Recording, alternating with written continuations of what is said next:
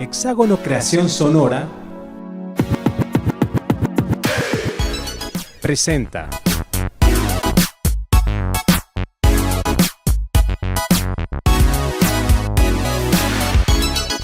Resonancia Alternativa, el podcast.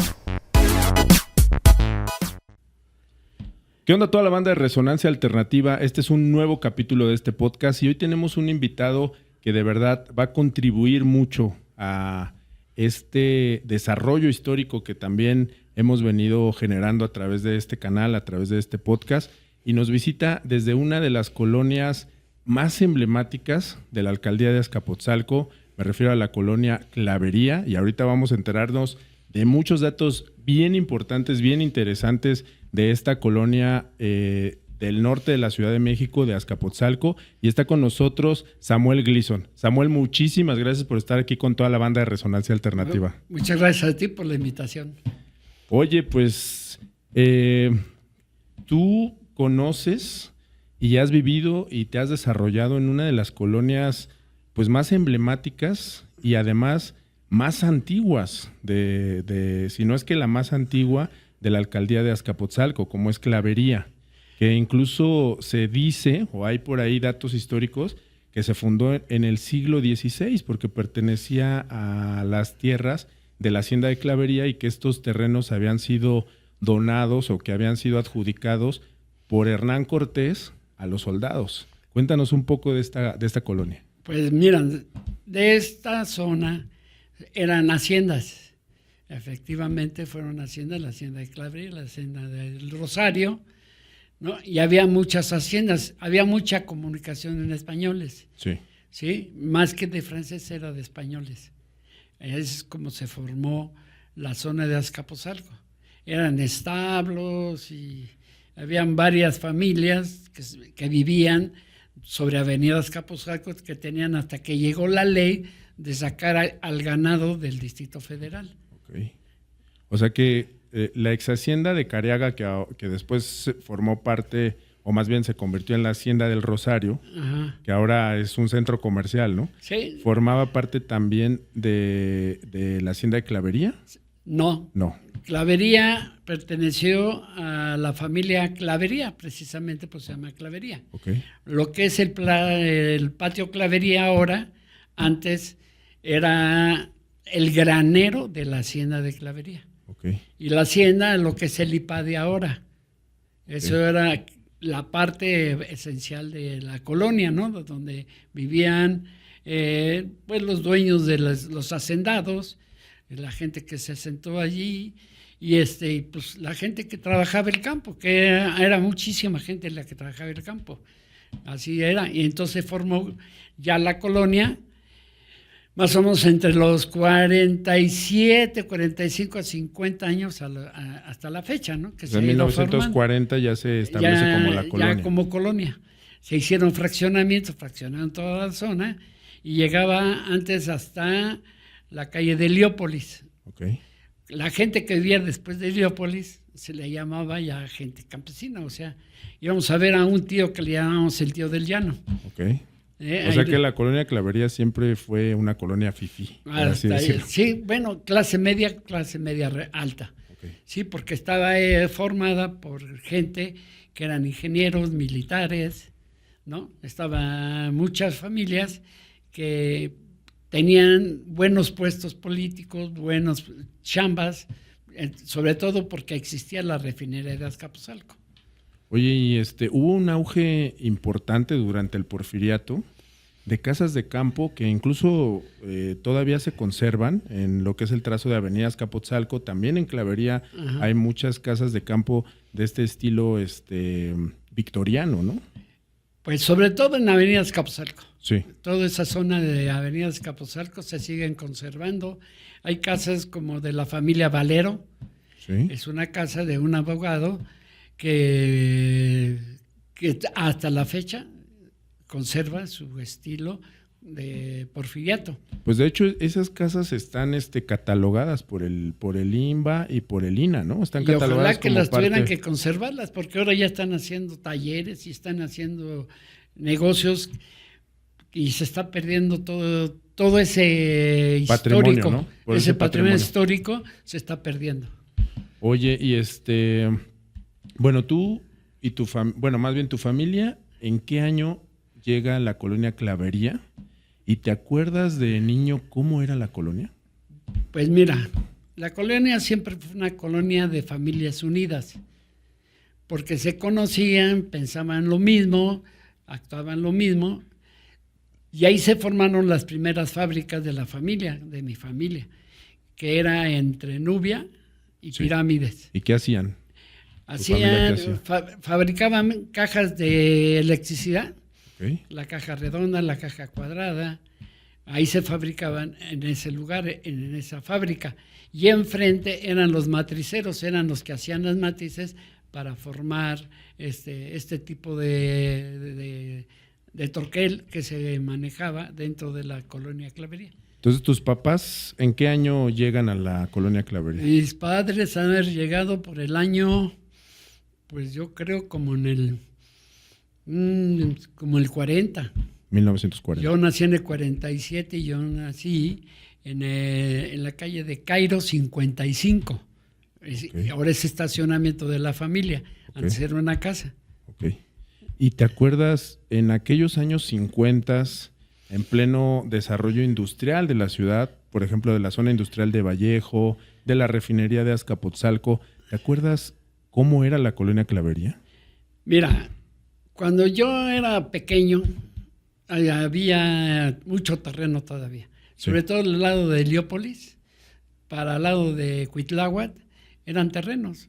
Inclusive nosotros salíamos al campo a traer flechas de obsidiana. Todavía encontramos flechas de obsidiana. Y encontramos muchísimas flechas, estuvimos allá. Después se volvieron tiraderos de las fábricas que hacían piezas para estufas. Okay. Y luego se volvió una estación de depósito del tranvías sobre la calle de sería que Nubia, y la otra sería la que es Granjas. Oye, ¿y el tranvía todavía era al lado por mulas o ya era eléctrico? A mí ya me tocó eléctrico. Dices, no estoy para tanto, ¿no? Venía yo, sí estoy viejo, pero no tanto. Sí, no, el tranvía es un transporte muy sano, era muy contaminante. Pues no sé cuál sería el motivo del gobierno de quitarlo, pero era un transporte muy cómodo, muy barato. ¿Y conectaba qué? ¿De Azcapotzalco a Tacuba? No, de ahí nos íbamos hasta San Cosme. Okay. Hasta el centro. Llegaba el tranvía hasta el centro y había unos camiones que se llamaban los caballitos. Okay. Esos pasaban por la calle de Tebas. Sí. Y se iban hasta sobre México-Tacuba, que después ya se formó el metro. Ese metro se fue como por el 1960, por ahí así. 60. O sea, te tocó en tu infancia, te tocó vivir esta transición de modernidad, por así decirlo, Sí. de Azcapotzalco, pero además desde tu perspectiva, tu barrio, tu colonia, como era Clavería, empezaste a ver todas esas transformaciones, ¿no? Pues sí, porque éramos muy allegados, mucha gente, nos queríamos mucho. Nos cuidábamos la familia de Pepe, de José José. Estuvimos mucho tiempo como amigos, su hermano José Gonzalo. José, el cantante, déjenme Sí. decirles que era chintololo, orgullosamente, era de Clavería y ahorita nos va a contar unas historias bien interesantes aquí, Samuel. Sí, ¿no? Y entonces estaba la familia Cendejas, estaban los Sánchez Colín, estaban pues muchas personas, entre ellos estaba un amigo que pues estimo mucho, que pues desgraciadamente ya murió, que fue ¿cómo se llama? Se me va su nombre mucho. El Cocuyo. El Cocuyo, el buen amigo Cocuyo, y gente que nos juntábamos en ciertos lugares. Había, por decir, los que nos juntábamos en el Parque de los Vagos, que está entre Nilo y Pirámides. Oye, ¿por qué era el Parque de los Vagos? Porque a mí siempre me cuentan historias de ahí, del Parque de los Vagos, pero ¿por qué el Parque de los Vagos? ¿Por qué Pues, ¿Porque ahí se juntaba la chaviza o qué? no, mira, Lo que pasa es que había mucha gente que éramos muy chicos, muy jóvenes. Entonces ahí se formaron los scouts del grupo 52 México. Ok. Entonces, pues como nos juntábamos muchos ahí, pues decíamos que eran vagos. Ok. Pero cuando, en mi época de los scouts, pues no había banqueta, no había nada, era como si fuera totalmente natural. Claro. Ahora ya hicieron jardines, ahora ya es la señora de Maza, de Juárez, entonces ya cambian las cosas, ¿no? Sí, antes era como un remanente, ¿no? Un Sí. espacio ahí en donde habían quedado árboles, donde el trazo de la colonia pues era un espacio libre, ¿no? Un espacio abierto, un espacio verde, ¿no? Por así decirlo. Sí, eran unas zonas verdes totalmente. Oye, pero así lo que nos contabas, digo, a diferencia, por ejemplo, lo que vemos hoy en las colonias o lo que vemos en los pueblos, en los barrios de Azcapotzalco, pues se conocían todas las familias, ¿no? Sí. Había no solamente comunicación, sino había identidad y había sentido de pertenencia, ¿no? Porque regularmente los jóvenes, o nosotros, pues éramos más o menos de la misma edad. Sí. Entonces era muy fácil juntarnos porque estaba la Escuela de Nuevo León. La Escuela de Nuevo León, casi todo clavería de esa época, pues íbamos a esa escuela. Oye, pero además, cuéntanos un poco de esa escuela en Nuevo León, porque esa es una de la infraestructura escolar, es una de las escuelas más antiguas con que cuenta la Ciudad de México, ¿no? Porque incluso esa se hizo durante la Cruzada Vasconcelista, ¿no? Pues sí, pero también estaba la escuela La Pichardo. Ok. No sé si ustedes recuerdan que cerca de la refinería estaba la escuela La Pichardo y después se dividió y se hizo la Tepuzcal y La Pichardo. Ok. De eso yo sí no me acuerdo, muchachos. Bueno, es que estás joven, estás muy joven, ¿no? Y estaba el Estado de México, que estaba sobre Avenida Azcapotzalco. Después ya con la modernidad se fue a Floresta, que es a donde está ahorita actualmente. Okay. Y dividida ya la Pichardo y dividida la Tepuzcali, pues siguen siendo dos escuelas totalmente diferentes. Después ya vinieron otras escuelas, estuvo la Polonia, había varias movilizaciones. Ahí en la Polonia era una estación de camiones. Ok. ¿De la ruta 100 o qué? No, era el Caballito el que se llamaba, no eran rutas. Ok. Y entonces había un cuate que se ponía a vender tacos, que se llama Berna. Lo menciono muchas veces, lo ha mencionado Pepe. ¿Y todavía existe Berna o ya? Pues posiblemente esté en Miami. Okay. No sé, yo le perdí la pista hace como unos 30 años. Y sé que se fue con Pepe a Miami. Oye, ¿y de qué eran los tacos? Ah, él era cabeza. Cocinero de José José. No, eran tacos de cabeza. Ok. Ellos hacían tacos en la calle, pero eran muy buenos y entonces era muy famoso nuestro amigo Berna. Ok. Bueno, pues, ¿tú te acuerdas en aquellos años? O sea, estamos hablando de los 50s, principios de los 60s quizá. ¿A qué, cuando eras un joven, cuando eras un adolescente, un chamaquito, ¿no? Porque antes, la calle era un lugar muy seguro, ¿no? Para salir a jugar, a desarrollarte, tus papás te abrían la puerta. ¿Te acuerdas cómo era eso? ¿A qué jugabas? ¿A qué? ¿Al burro castigado? Al bote pateado, que no se juega ya no se juega. Y en esa época, pues, en toda la colonia de haber vivido, pues, no sé, a lo mejor unos 10 carros. ¿10 coches más, en total? No había. Solamente en mi calle había 2 carros.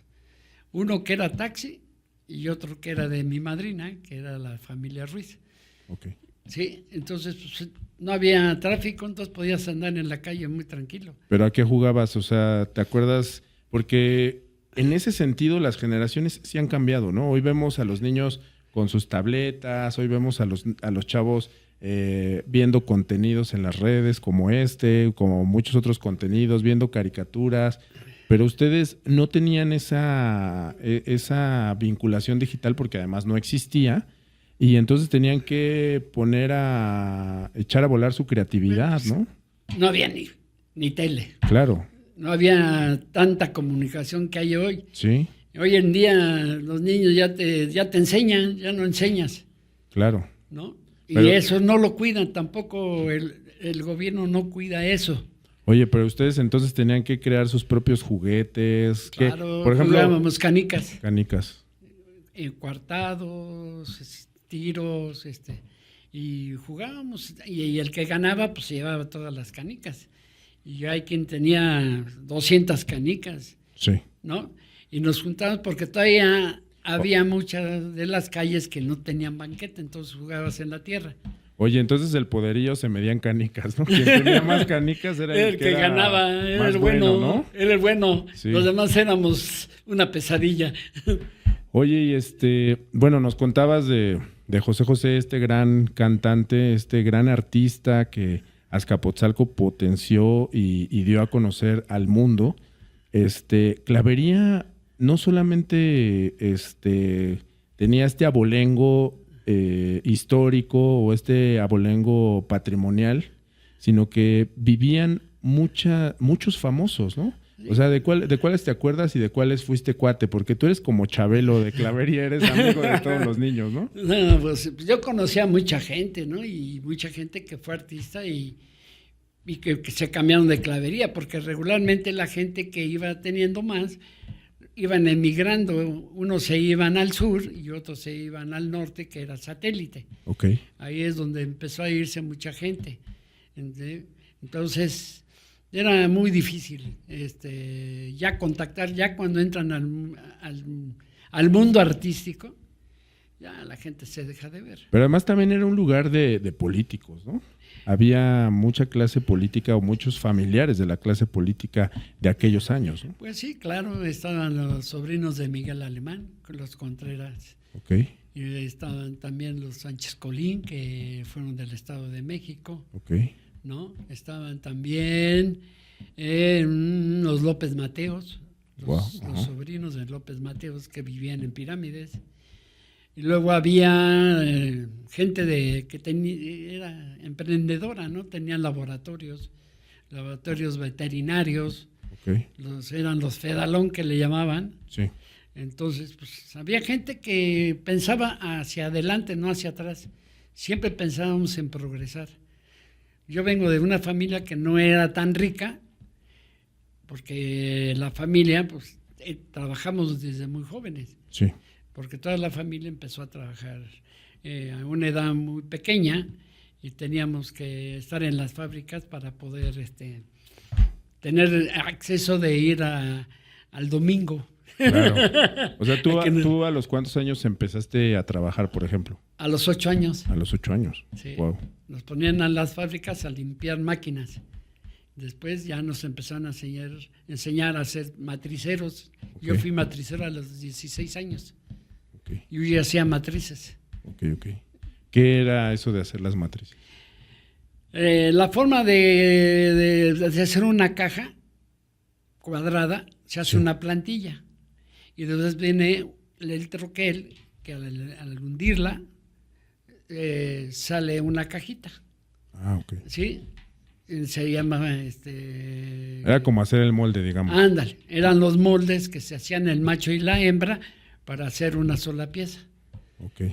Y entonces eso es lo que se hacía. Y de ahí ya venían los conceptos macho, hembra y todo eso, ¿no? Ándale. Que a lo mejor Bueno, sí. ahora ya son políticamente incorrectos. Bueno, es que en esa época había el macho, que era la parte de arriba, Sí. y la hembra, que era la parte de abajo, donde ya se hace el embutido. Por eso te digo que a lo mejor ya en este terreno de la igualdad sustantiva y todo esto ya sería como Superior e inadecuado. inferior. Exactamente. Ahora ya como sería inadecuado. superior e inferior, ¿no? Claro. Oye, y bueno, al final platicábamos de esos personajes, ¿no? Por ejemplo, coincidimos que tuvimos un amigo en común que era Pedro Vargas, Ajá. que era hermano de Nelson Vargas, ¿no? Ah, sí, sí. Que ustedes El en el barrio lo conocían como el Cocuyo. Yo lo conocía, por ejemplo, como el señor Pedro. Ah, sí. Tú lo conocías como el Cocuyo. Pero al final, todos estos personajes, digo, incluyéndote, formaban parte también del imaginario colectivo de la sociedad de Clavería, ¿no? Sí, claro. O sea, todos se conocían, todos se hablaban. Sí, había un grupo que les decían los glorietos, Sí. que eran parte del Cocuyo, que se juntaban en la glorieta de Clavería, donde está la iglesia. Había otro grupo, que éramos nosotros, que nos juntábamos en el Parque de los Vagos. Okay. ¿Sí? Y había otro grupo que se juntaba en donde estaban las torres, Sí. que era otro grupo de gente. Pero nos reuníamos los domingos para ir a la iglesia que está en Clavería, que era el paseo para conocer a las muchachas. Oye, ¿y no de repente sí también se agarraban allá guamazos o Sí, algo así? claro. ¿Y cómo era eso? Bueno, pues cuando había enemigos comunes, Sí. entonces era cuando se venían las peleas, ¿no? Como Sí. Dublín, ¿o cómo le llaman ahora? Dublín, ¿o? No sé. Ahora. Que no está tan prohibido en las escuelas. Ah, ya. Sí. Sí. Pero antes sí. Pero no era como ahora, ¿no? O sea, no era como de aniquilar a tu enemigo, ¿no? Sino más bien era como ahí un poco. No, ¿con qué me peleaba después? Sí, ¿verdad? Era de pegarnos, nada más. Oye, y de aquel momento que Samuel Gleason, el joven, porque además hay una historia interesante en ti. Tú fuiste a la universidad pública, fuiste a la UNAM. Pues sí, como oyente. Estudiaste ahí, pero te tocó el movimiento estudiantil de 1968. Cuéntanos cómo fue ese proceso. Pues mira, ese movimiento, yo estaba en una prepa que se llama la Isidro Choterena. Okay. Entonces, que justo fue donde se desató desarrolló, el conflicto, ¿no? Desarrolló todo. Todavía yo estaba ahí. Y había adelante, en la Ciudadela, la prepa 5 y la prepa 2. Okay. Que era ingeniería y la otra era trabajos sociales. Sí. Pero en medio de todo esto había una escuela de mujeres. Okay. La Sor Juana Inés de la Cruz. Entonces, una de las chicas, en esa época, se juntaban ahí en el Sambors, que está en La Fragua. Okay.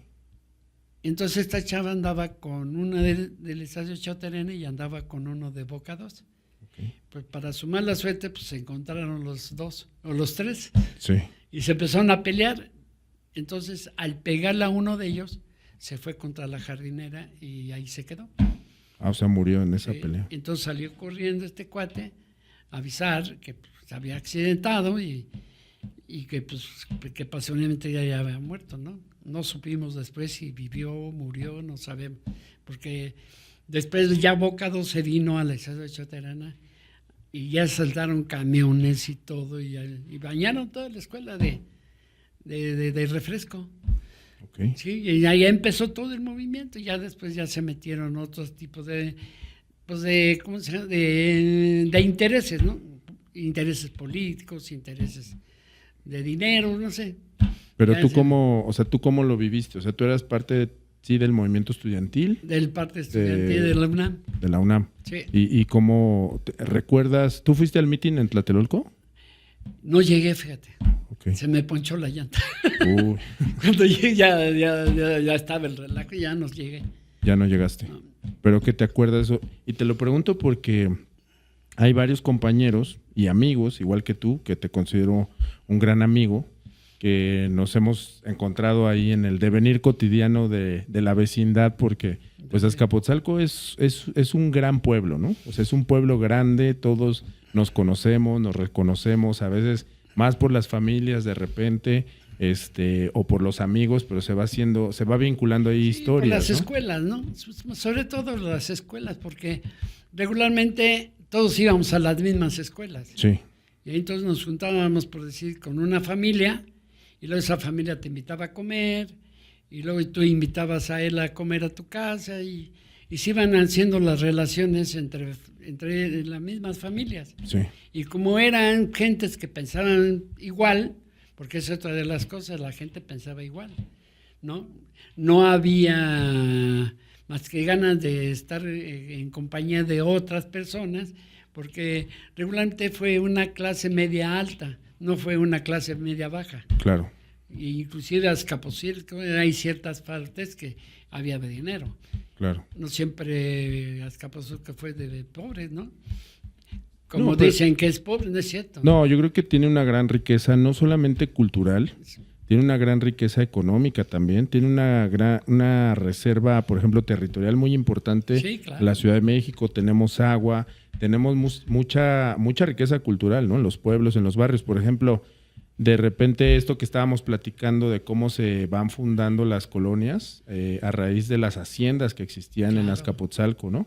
Pero, por ejemplo, ahí están todas las iglesias, tenemos capillas dominicas del siglo XVI, ¿no? Sí. Casi todas las capillas que hay en Azcapotzalco y las fiestas patronales se deben a las capillas dominicas construidas en el siglo XVI. La misma catedral de los Santos Apóstoles Felipe y Santiago fue una de las principales catedrales de la Nueva España, ¿no? Claro. Y entonces esa riqueza cultural, esa riqueza arquitectónica incluso, ¿no?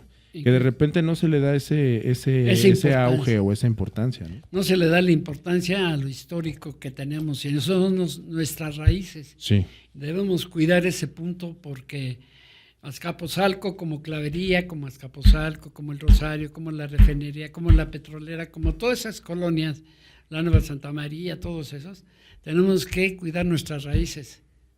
claro. Y esas son nuestras raíces, conocer nuestra historia, hacer programas para conocer nuestra historia de Azcapotzalco.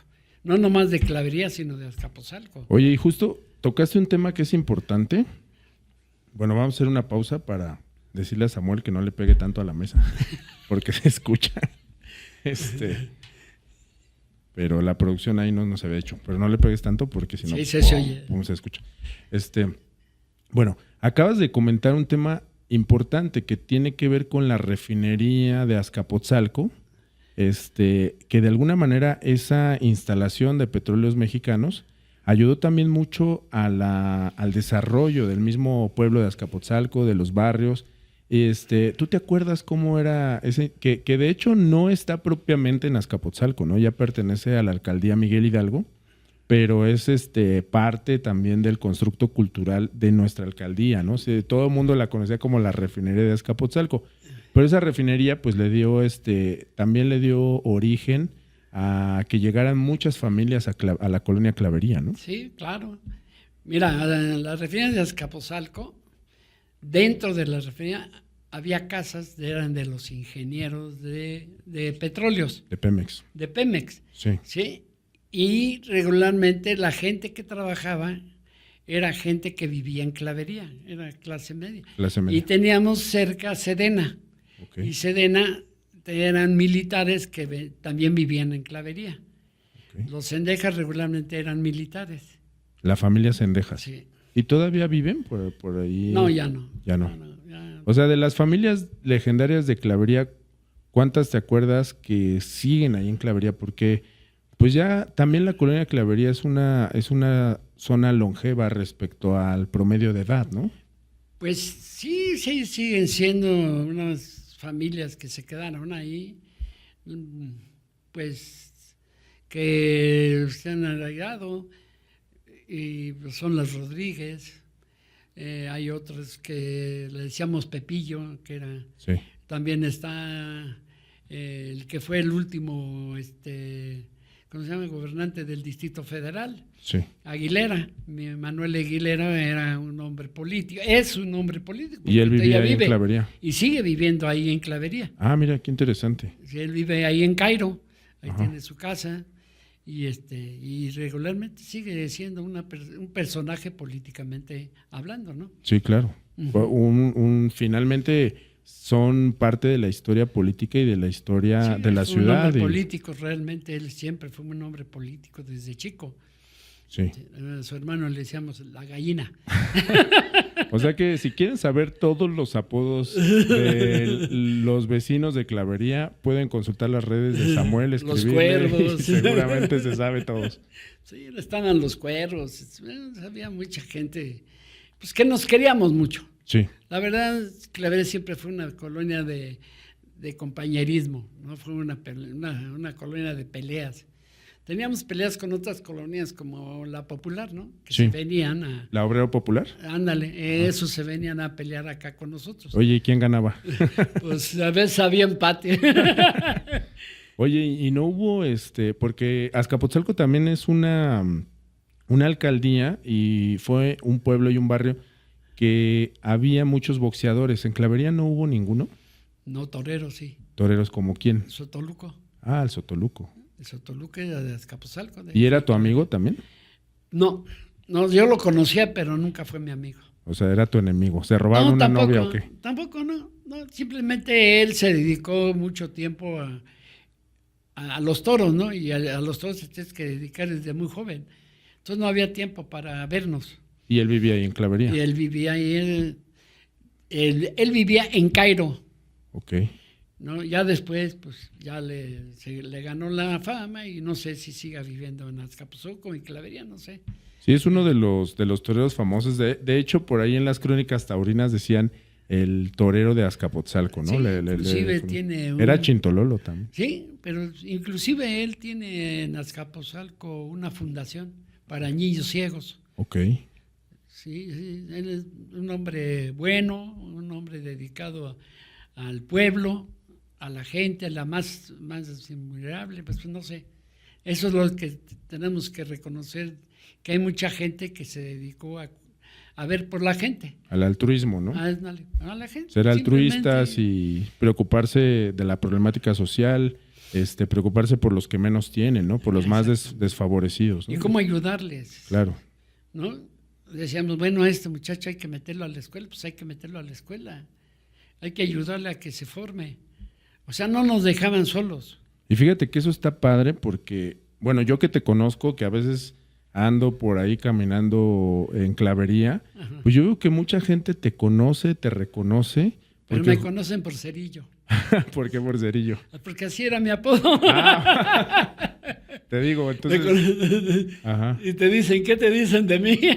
No, pero yo lo veo ahí cuando a veces vamos caminando y que todo el mundo te saluda y que saludas a todo mundo.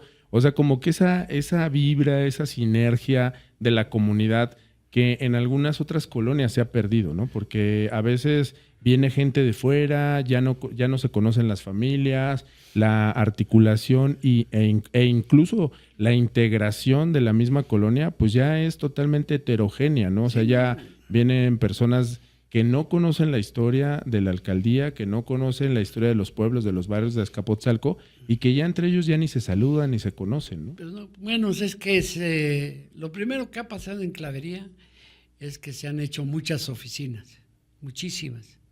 Sí. ¿No? Uh-huh. Entonces, a eso se dio el éxito de Casa Toño. Por decir, Casa Toño era un garage. Gol, ya hicimos comercial ahí para el pozole. Bueno, entonces había 4 ahí meses. empezó esta pozolería, ¿no? Sí, ahí empezó justamente ahí, que era en Floresta. La casa de Toño. La casa de Toño era en Floresta. Sí. Entonces... Y era de sus papás, ¿no? El garage de la casa de sus papás. Sí, les decían es que este es un vago y él tiene que hacer algo y lo pusieron a... No, bueno, eso córtale. No nos hagas descuento. El negocio, ¿no? El negocio, sí. Sí, bueno.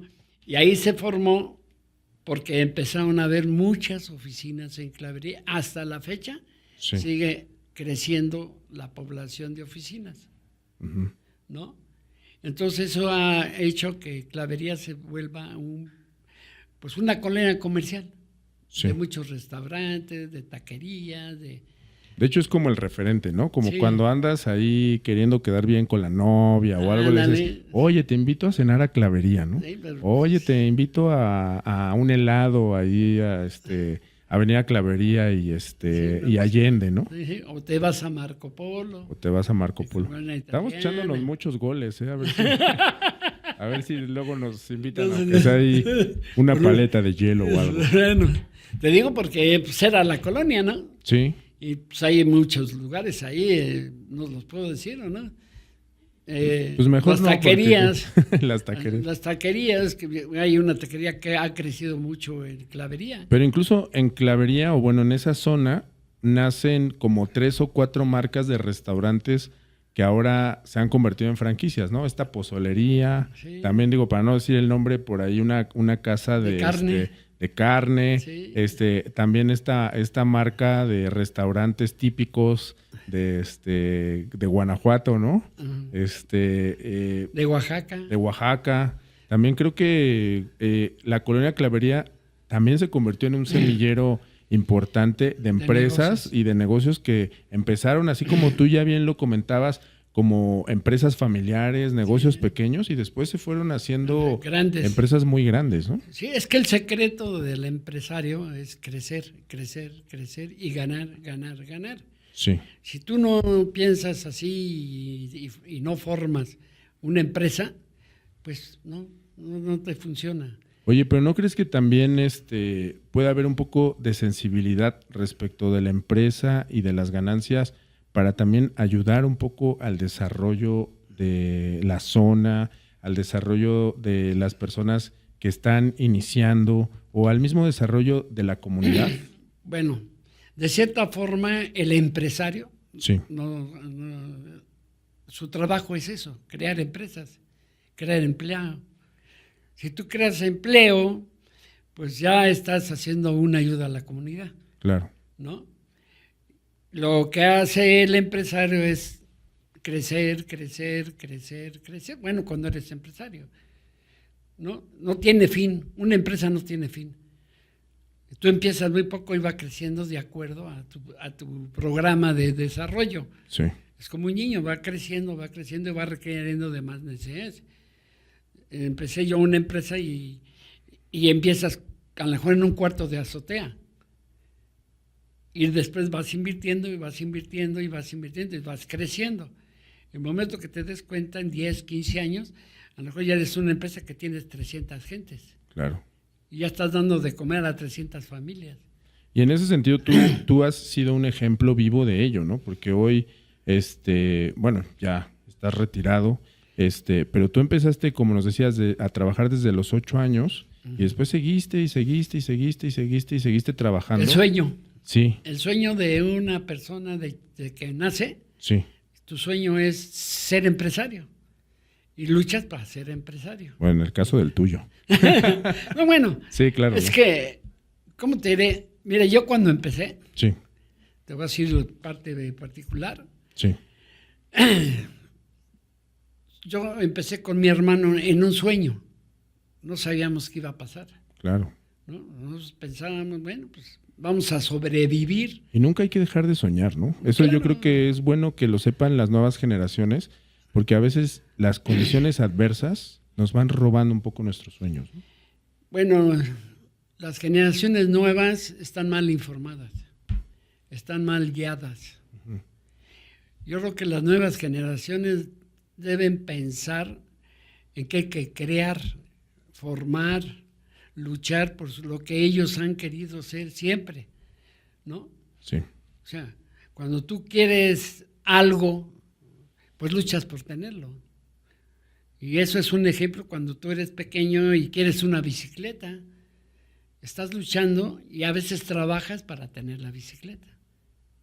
Pero ya se realizó tu sueño. Ahora tú piensas en tener un negocito y empiezas con una idea y después vas desarrollando y vas haciendo grande. Todos los empresarios no empiezan millonarios, claro. ¿no? Todos tenemos que luchar y ese es el premio que nos va a dar la vida. O también nos va a dar el castigo, como tú lo manejes y como tú te desarrolles, Sí, es como vas a tener la forma de ganar o la forma de perder. Entonces luchas, trabajas, inviertes y inviertes y inviertes y muchas veces dejas de hacer muchas cosas para poder seguir creciendo con la empresa. Hasta que llega un momento en que dices, bueno, ya, ¿hasta cuándo? ¿Y para quién? claro. ¿Por qué? Porque tú formaste hijos que a lo mejor no tienen las mismas ideas. Ellos traen otras ideas. Pero ahí es cuando encuentras la plenitud, ¿no? Cuando Sí, realizaste claro. todos tus sueños, pero ya las nuevas generaciones ya definirán, por ejemplo, en el caso de tus hijos, ya definirán ahora cuáles son sus sueños, Sí, bueno, además es que cuáles son sueñas sus tú alcances, con ¿no? que ellos se queden. Ujú. Y no es cierto. Ese es un error. Los hijos destinan su destino a como ellos crean o quieren que sea su vida. Por si yo tengo una hija que le gusta la cuestión de representaciones de hoteles a nivel mundial, Sí, entonces viaja mucho y eso le gusta. claro. Y le gusta lo que hace, ¿no? Tengo otra que le gusta producir y fabricar productos de limpieza y lo sigue haciendo. Claro. Y ahí va. Ese es su poco a sueño, poco. ¿no? Ese es su sueño. Ese ha sido su devenir. Ándale, y trabaja para tener más. Pero yo ya le he dicho, pues hay que invertir, siempre hay que estar invirtiendo durante cierto tiempo. Sí, Aunque después te das cuenta y dices, bueno, ¿y ahora para quién? Tus hijos ya tienen una idea diferente, tú tienes otra idea diferente, tu esposa tiene otra idea diferente. sí. Entonces, ¿qué vas a hacer? ¿Para quién estoy haciendo empresa? Entonces es donde hay que meter a la gente otra vez a la empresa para que siga creciendo. Mira, las grandes empresas, si nos los han demostrado los españoles, las cervecerías, la Mundet, todas esas compañías Sí, que han crecido, es a base de esfuerzos, de trabajo, de mucho trabajo y de muchos años de sacrificios. Mucha gente que llegó de España y vino a luchar en México, te das cuenta de que han triunfado a base de ese sacrificio y esa constancia de crecer, ¿no? Todos los que manejan mercado de abastos, todos los que manejan la cervecería, los refrescos, ahí está el Mundet, sí.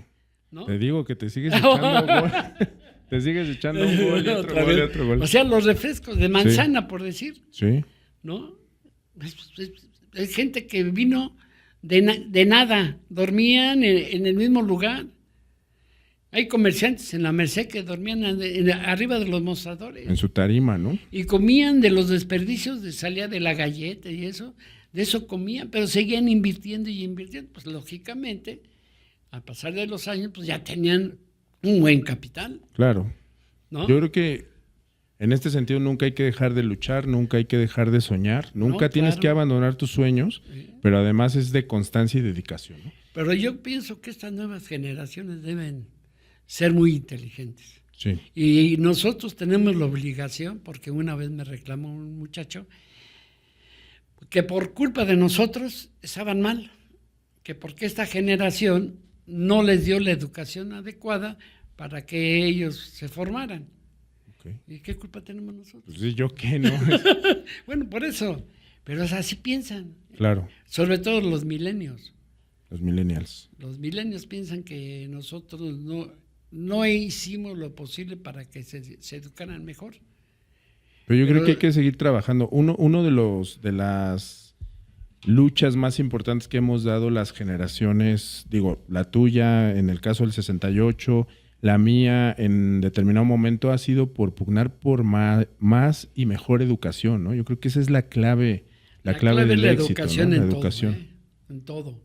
Tú quieres ser un buen empresario, tienes que ser un cuate que te dediques también a estudiar. De formación, ¿no? Y Claro, estar macheteando. si no, ¿cómo administras estudiando. si Claro, no sabes administrar? por supuesto. ¿Cómo inviertes si no sabes invertir?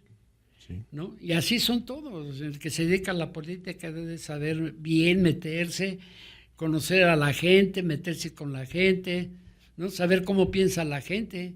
Sí, definitivo. No los de clase media alta, sino también los de la clase baja. Sí, Me encontré a una señora que está haciendo propaganda y le digo, bueno, ¿y cuánto le están pagando? Dice, 100 pesos, ni el salario mínimo, pues no, que estaban dando sueldos buenos. sí, Entonces, esas cosas no funcionan así, claro. ¿no? Tú no tienes que abusar del que no tiene, tú tienes que dar lo justo. No quiero que le des más, pero que le des lo justo que Y que le necesita. ayudes, ¿no? A Claro. desarrollarse. ¿Y Que cómo le des ayudas? herramientas de desarrollo. ¿Cómo le ayudas a una persona de 100 pesos si es lo que le cuesta el camión? Claro, por supuesto. Entonces no ganó, perdió su tiempo y perdió dinero porque el transporte, el que ganó fue el del transporte. Todas esas cosas tenemos que crear conciencia en la gente que da trabajo. La gente que da trabajo tiene que pensar cuánto realmente necesita ganar una persona. Claro. cuánto es lo necesario para que él cubra sus necesidades básicas, ya no de ricos, sino de media clase baja. Sí, lo mínimo indispensable, ¿no? La Claro, comida, el transporte, la manutención de su familia, ¿no?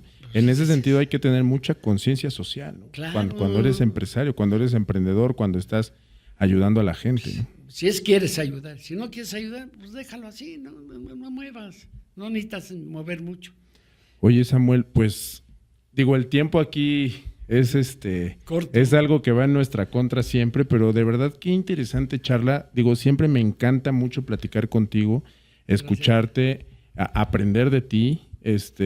Siempre que nos vemos, siempre que platicamos, y en esta ocasión no fue la excepción en Resonancia Alternativa, el podcast, porque conocí otras facetas tuyas que no conocía. La banda que nos está viendo a través de las cámaras y que nos está escuchando a través de estos micrófonos, conoció un poco de la historia de una de las colonias más importantes y más emblemáticas y más antiguas de Azcapotzalco. Ahí iremos conociendo algunos otros aspectos de nuestra alcaldía.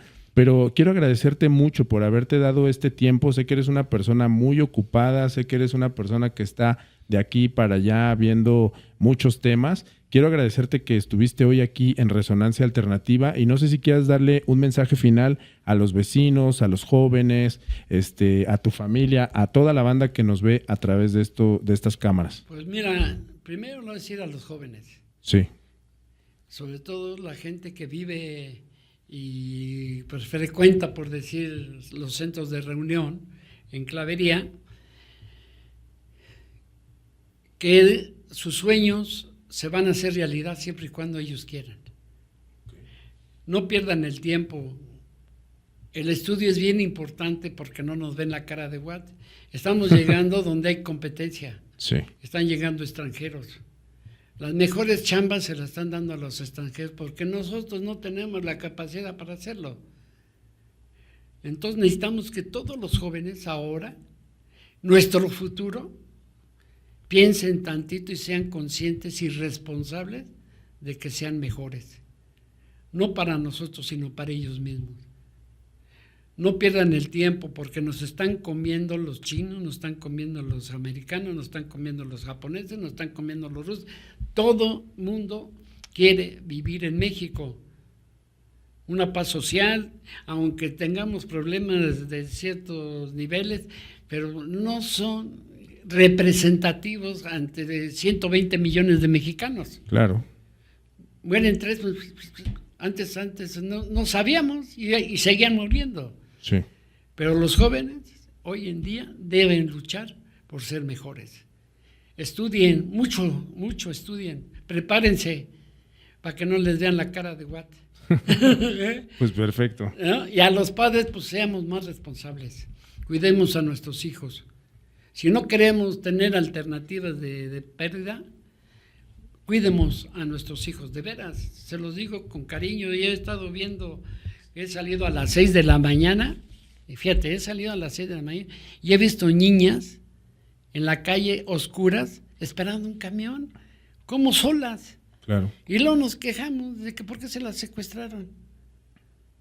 Tenemos que ser más cuidadosos con nuestros hijos.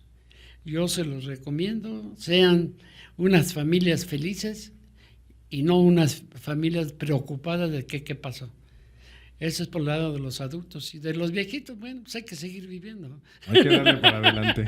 No, pues tú tienes la verdad, una filosofía de vida muy interesante. Tienes mucho vigor todavía. Estás en pleno desarrollo todavía, a pesar de los años, a pesar del tiempo. Y bueno, reitero el agradecimiento. Muchas gracias por haber estado aquí con toda la banda de Resonancia Alternativa, el podcast. Samuel Gleason, un excelente ciudadano de Azcapotzalco, un gran vecino de Clavería y sobre todo un buen ser humano. Samuel, muchísimas gracias por haber estado aquí con nosotros en Resonancia Alternativa. Gracias por tu invitación. Y espero que vengas pronto a seguirnos contando porque seguramente hay muchísimos temas que platicar. Pues hay cosas que hay que platicar mucho.